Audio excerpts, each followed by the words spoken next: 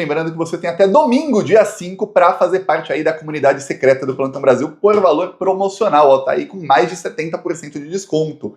E nós queremos aí formar muitos influenciadores plantonistas para fazerem sucesso em vários nichos aí diferentes nas redes sociais. A gente tem que começar a ter gente de bem fazendo sucesso nas redes sociais. Então quem quiser, tá no primeiro link aqui da descrição, ou se você tiver dúvidas como funciona, tudo mais, fala com a nossa equipe de suporte, que é o segundo link da descrição. Falar agora aqui sobre o inferno que estão vivendo aí os bolsonaristas e a família. Ó, Bolsonaro começou 2025 com várias notícias ruins. O Bolsonaro foi xingado aí, entre aspas, pelo Donald Trump, que o chamou de extrema-direita. Trump que não aceita ser chamado de extrema-direita, hein? Ele quer ser chamado de conservador nacionalista. Nacionalista. Em inglês, é o termo que eles usam para patriota. Existe essa palavra em inglês, mas eles usam mais a palavra nacionalista. Então, é igual o Bolsonaro. Ele diz patriota, conservador. O Trump é a mesma coisa. Não pode chamá-lo de extrema-direita.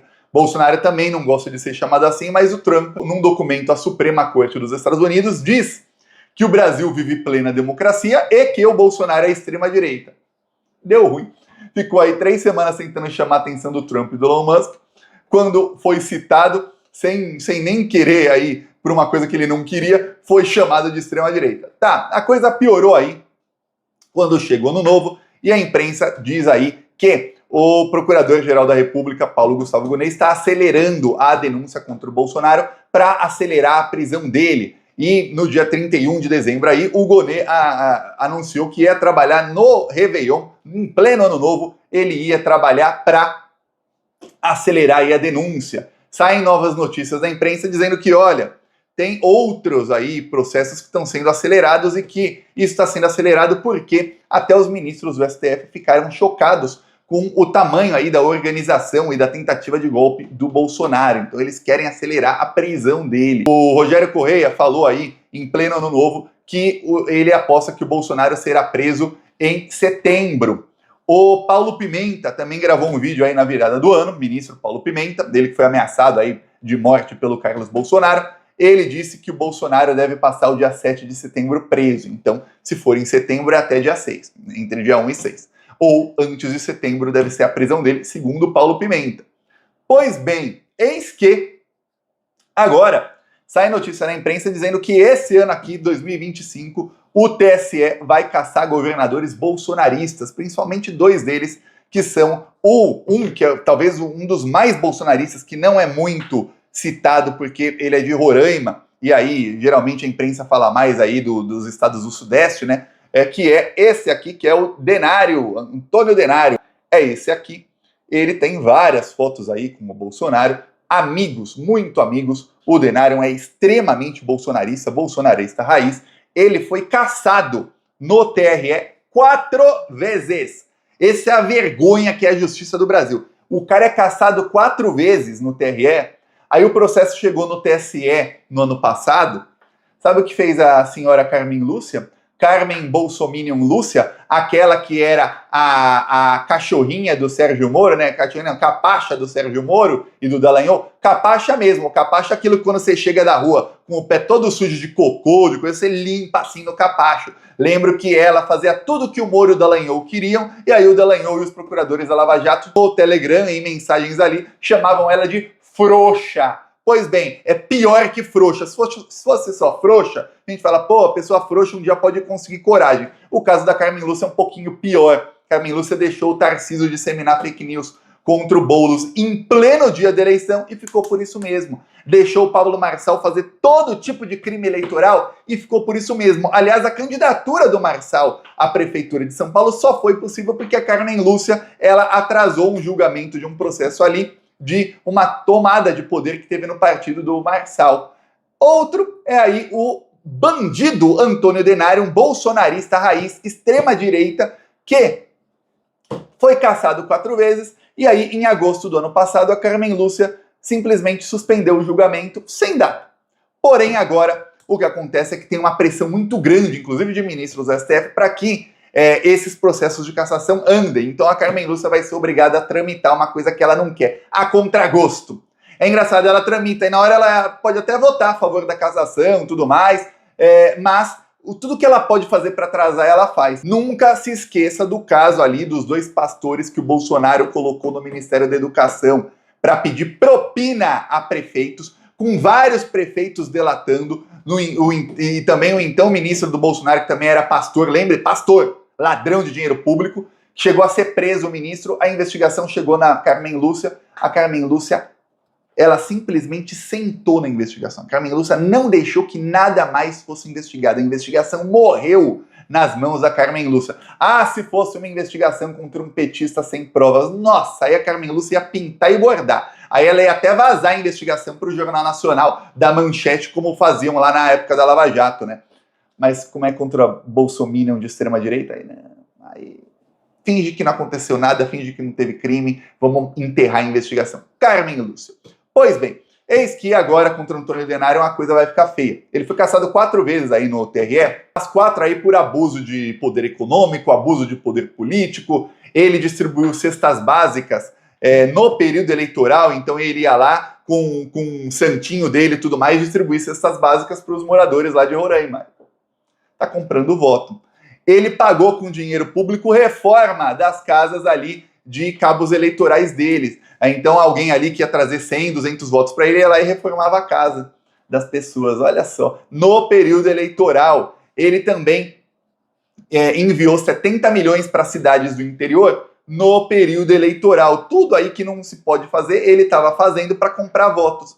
Foi condenado. Esse governador bolsonarista, no ano passado, ele também foi citado num caso de assassinato, que está sendo investigado agora na Procuradoria-Geral da República. Tentei achar, mas não descobri quem é o ministro ou a ministra relatora do caso. Se é Cássio Nunes ou Carmen Lúcia, a gente sabe que não vai dar em nada.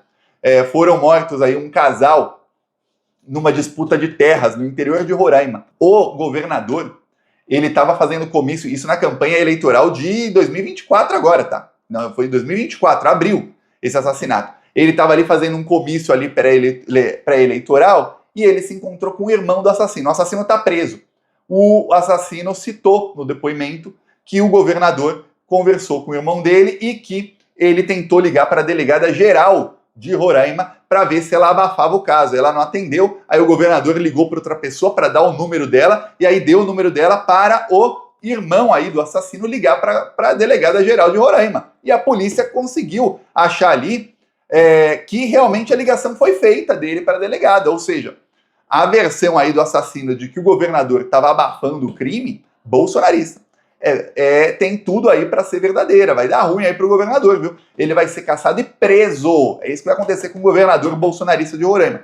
Infelizmente, boa parte aí da população, em muitos estados, acaba votando nesse tipo de bandido bolsonarista. Aí só dá ruim, né? Vamos lembrar, Santa Catarina aí teve mais de 30 prefeitos e prefeitas presos, todos bolsonaristas. Tudo por corrupção, roubo de dinheiro público. Aí os bolsonaristas ficam com uma arrogância, principalmente os do Sul. Lá em Roraima não deve ser assim do jeito que é no Sul, não. Uma arrogância, somos os melhores, somos os mais brancos, os mais ricos, um racismo, uma arrogância bolsonarista, e aí só votam em bandido. Outro aí que tá com um problemão é o senhor Cláudio Castro. Também vai acelerar aí o processo contra o Cláudio Castro no TSE. Lembremos, o Cláudio Castro está sendo aí acusado, e o Ministério Público Eleitoral já deu parecer aí para caçar o Cláudio Castro e também deu parecer para caçar o Antônio Denário aí de Roraima. No caso do Cláudio Castro, ele estava fazendo aí um rachadão. O Flávio Bolsonaro inventou a rachadinha, o Cláudio Castro, com os conhecimentos aí da família, fez o rachadão. Eram milhares de cargos ali de funcionários fantasmas, ele embolsava o dinheiro e sabe-se que esse dinheiro foi utilizado na campanha. Então ele roubava dinheiro público e aí utilizava na campanha, seja para compra de votos ou para outras coisas. Há muitas provas contra o Cláudio Castro. Inúmeras. Cláudio Castro que chegava com uma arrogância muito grande dizendo que ele tinha ministros do STF no bolso dele.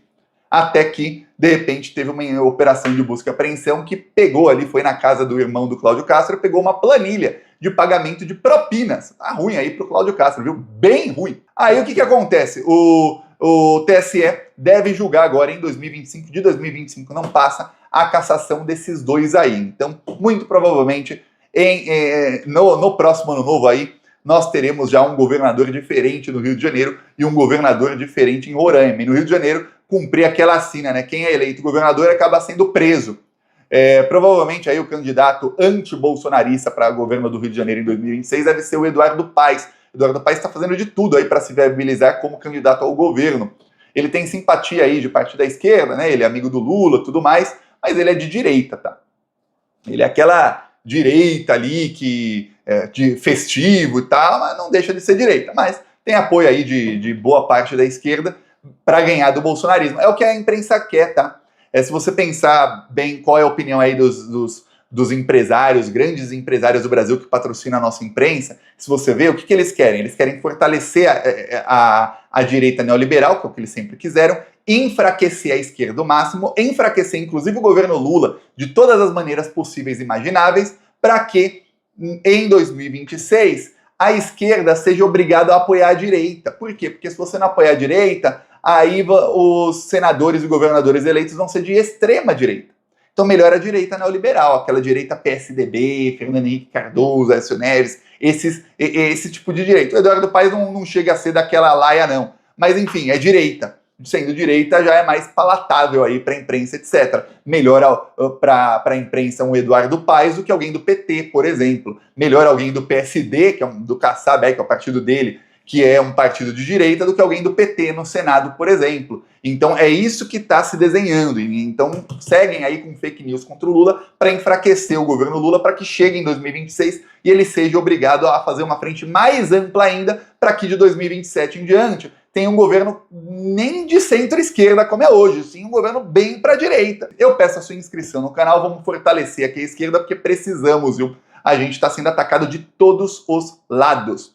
E, além da sua inscrição, peço aí também o seu like, seu comentário e falou!